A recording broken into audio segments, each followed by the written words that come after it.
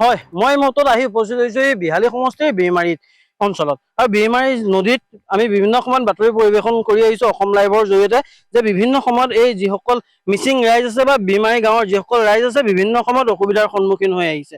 এই মোৰ কেমেৰা সহযোগে দেখুৱাব পোনপটীয়াকৈ এইখন যি বিৰমাৰী নদী, আমি মাজত বৰ্তমান সময়ত বিৰমাৰী নদীৰ মাজত আছোঁ, যিখন খৰস্ৰোতা নদী।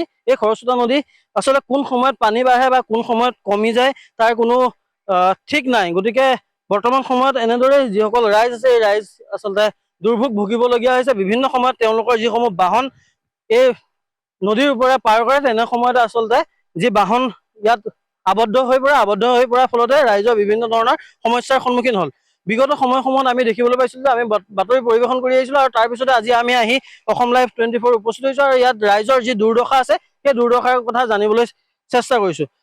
পোনপ্ৰথমতে আপোনালোকক অসম লাইভলৈ স্বাগতম জনাইছোঁ। কি ক'ব, এই বিৰমাৰী নদীখন নোহোৱাৰ বাবে আপোনালোকৰ বিভিন্ন ধৰণৰ সমস্যা হৈছে, কি ক'ব? নমস্কাৰ। আমি গোটেই বিজেপি গভৰ্ণমেণ্ট বা বৰ্তমানৰ বিধায়ক বা সাংসদ মহোদয়ক আমি অনুৰোধ কৰিব বিচাৰিছোঁ যে বিৰমাৰী নদীৰ ওপৰত দলংখন অতি সোনকালে বনাই দিলে ভাল আছিলে। আজি কেইদিনমান আগত ইলেক্ট্ৰিক যেতিয়া আৰম্ভণি হৈছিলে তেতিয়া সাংসদ মহোদয়ে ঘোষণা কৰি গৈছিলে দলঙৰ কামটো আৰম্ভ হ'ব বুলি, কিন্তু কেতিয়া হ'ব এইটো আমি এতিয়ালৈকে জানিব পৰা হোৱা নাই। বৰ্তমানলৈকে কোনো এৰি অহা নাই। গতিকে অতি সোনকালে এই বিৰমাৰী দলঙৰ ব্যৱস্থাটো কৰি দিলে ভাল আছিলে, কিয়নো কি ইয়াত পানীৰ যেতিয়া বাঢ়িব, ইয়াত বেমাৰ আজাৰ হ'লে গাঁৱৰ ৰাইজ, তাৰপিছত আপোনাৰ স্কুলীয়া ল'ৰা ছোৱালী ইয়াৰ নদীৰ পৰাই ঘূৰি যাবলগীয়া হৈছে, বা বেমাৰী মানুহ ঠেলা গাড়ীৰ পৰা দাঙি পেলাই। এই মুহূৰ্তত মই কেমেৰা সহযোগে এটা বিশেষ দৃশ্যাংশ দেখুৱাবলৈ অনুৰোধ জনাইছোঁ। এই মুহূৰ্তত কেমেৰা সহযোগে দেখুৱাব এখন বাইক অন কেমেৰা বৰ্তমান সময়ত উঠি যোৱা পৰিলক্ষিত হৈছে। এয়া দেখিবলৈ পাইছে আপোনালোকে। এই মুহূৰ্তত অন কেমেৰা এয়া দুৰ্ঘটনা সংঘটিত হৈছে অন কেমেৰা। বৰ্তমান আমি যেতিয়া বাতৰি পৰিৱেশন কৰি আছিলোঁ তেনে সময়তে এখন বাইক আচলতে এনেদৰে বৰ্তমান সময়ত এক দুৰ্ঘটনা হোৱা আবদ্ধ হৈ পৰিছে পানীৰ মাজত। পোনপটীয়াকৈ মোৰ কেমেৰা সহযোগে দৃশ্যাংশ দেখুৱাই আছে। এনেদৰে যিসকল গাঁৱৰ ৰাইজ, সেই ৰাইজসকল আচলতে বৰ্তমান দৌৰি যুৱকজনক সহায় কৰিবলৈ আগবাঢ়িছে। এনেদৰে আচলতে দুৰ্দশা চলি আহিছে। এই মুহূৰ্তত যিসকল ৰাইজ আছিলে এই ৰাইজে বৰ্তমান মন্তব্য প্ৰদান কৰি থকাৰ সময়তে এক এনেধৰণৰ দুৰ্ঘটনা সংঘটিত হৈছে। মোৰ কেমেৰা সহযোগে পোনপটীয়াকৈ আপোনালোকক দৃশ্যাংশসমূহ দেখুৱাই আছে। এনেদৰে এক ভয়ংকৰ দুৰ্ঘটনা বৰ্তমান সংঘটিত হৈছে, মই আপোনালোকক পোনপটীয়াকৈ দেখুৱাইছোঁ। এনেদৰে যিসকল গাঁৱৰ ৰাইজ আছে, গাঁৱৰ ৰাইজসকল বৰ্তমান আগবাঢ়ি গৈ তেখেতসকলক যি সহায় কৰিবলৈ আগবাঢ়ি গৈছে।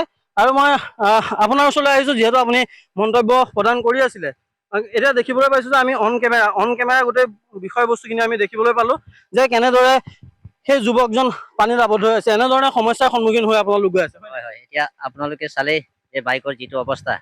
আমাৰ বিহালীৰ ভিতৰত বিৰমাৰী নদী চবচে ডেঞ্জাৰাছ বুলি ক'লে এইখন নদী হ'ল। ইয়াত চিধাকে পাৰ হ'ব নোৱাৰি, এয়া বাইক চিধাকে পাৰ হোৱাৰ কাৰণে এই গতি হ'ল। গতিকে আমি বৰ্তমানৰ এই মামা যিটো মুখ্যমন্ত্ৰী chief minister doctor Himanta Biswa Sarma ডাঙৰীয়াক অতি সোনকালে আমাৰ বিৰমাৰী নদীৰ ওপৰত এখন ধুনীয়া এখন দলং বনাই দিবৰ কাৰণে আমি অনুৰোধ জনাইছোঁ। ধন্যবাদ জ্ঞাপন কৰিছোঁ। এই মুহূৰ্তত আপোনাৰ কাষলৈ আহিছোঁ দাদা। সমস্যা দেখিলোঁ চকুৰ আগতে অন কেমেৰা আপোনালোকে বাতৰি পৰিৱেশন কৰি থকা সময়ত আপোনালোকে দেখিবলৈ পালে বা অসমৰ ৰাইজে দেখিবলৈ পাইছে কেনেধৰণৰ সমস্যাৰ জৰিয়তে তেখেতসকল অহা যোৱা কৰি আছে। আপোনাৰ কাষলৈ আহিছোঁ, কি ক'ব? আমাৰ মুখ্যমন্ত্ৰী ডাঙৰীয়াক আমি শীঘ্ৰেভাৱে দলংখন বনাই দিবলৈ আমি অনুৰোধ জনাইছোঁ।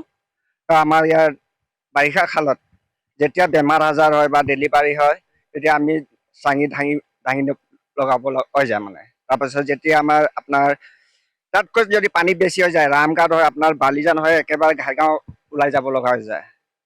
তাৰ কাৰণে আমি অসম চৰকাৰক অনুৰোধ জনাইছোঁ শীঘ্ৰেই আমাক দলংখন বনাই দিবলৈ। ধন্যবাদ জ্ঞাপন কৰিছোঁ। এই মুহূৰ্তত মোৰ কেমেৰা সহযোগী আছে, কেমেৰা সহযোগী দেখুৱাব এখন ট্ৰেক্টৰ বৰ্তমান সময়ত আহি আছে আৰু এগৰাকী ব্যক্তি বৰ্তমান সময়ত নদীখনৰ ওপৰেদি পাৰ হৈ আছে।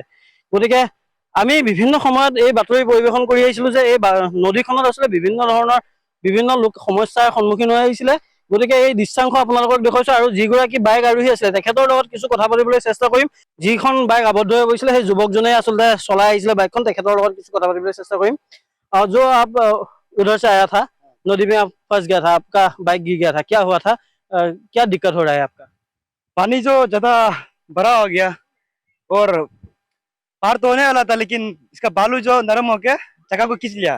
तो खींचने के बाद गाड़ी जो पानी का हीट जो प्रेशर आता है उसका प्रेशर से गाड़ी जो पलटी हो गया, तो पलटी होके गाड़ी जो नीचे जा रहा था। आप लोगों का सब दिन यहाँ से आता जाता करता रहता है? हाँ, इधर से हम लोग आना जाना करते हैं। हम लोग का अरुणाचल और असम सामान वामान लेने से कुछ कुछ हम लोग का इम्पोर्टेंट थिंग्स होते हैं लेने के लिए, तो हम लोग इधर से आना जाना करता है। रास्ता तो अलग है ही नहीं। तो उसके लिए इधर से आना जाना करना पड़ता है। हर दिन ऐसा ही होता है क्या? हर दिन ऐसा ही होता है, बारिश आएगा प्रॉब्लम ऐसा ही होगा, कभी सोल्व भी नहीं होता है। बचपन से इधर बेहतर है, अभी तक ब्रिज को नहीं बनाया है। क्या बोलना है बीच को बनाने के लिए? ब्रिज को तो बना ही देना पड़ेगा, इतना पब्लिक लिए तकलीफ होता है, बारिश सीजन आने से ऐसे प्रॉब्लम होता है। अभी हमको जैसे हुआ है, आदमी लोग भी क्या क्या सामान चाहिए होता है, वो लोग अपना दिन का गुजारा के लिए असम जाने के लिए करते हैं, सामान वामान चाहिए बोलने से। आपको ধন্যবাদ দেতা হওঁ আৰু এতিয়া এই মুহূৰ্তত আপোনালোকক দেখাবলৈ চেষ্টা কৰিছো এখন ট্ৰেক্টৰ এনেদৰে আছিলে বিপদ সংকুলভাৱে তেখেতসকলে যি নৈ ওপৰেদি পাৰ হ'বলগীয়া হৈছে। এখন দলঙৰ অভাৱত আচলতে দীৰ্ঘদিন ধৰি লোৱা তেখেতসকলে এনেধৰণৰ সমস্যাৰ সন্মুখীন হৈ আহিবলগীয়া হৈছে। আপোনালোকে অন কেমেৰা দেখিবলৈ পালে যে আমি বাতৰি সংগ্ৰহ কৰি থকাৰ সময়তে আচলতে এখন বাইক দুৰ্ঘটনা নদীৰ মাজত আবদ্ধ হৈ পৰিছিলে। তাৰপিছতে এনেদৰে বিপদ সংকুলভাৱে এনেদৰে এখন দলঙৰ অভাৱত আচলতে তেওঁলোক এনেদৰে প্ৰতিদিনে যাতায়াত কৰিবলগীয়া হৈছে।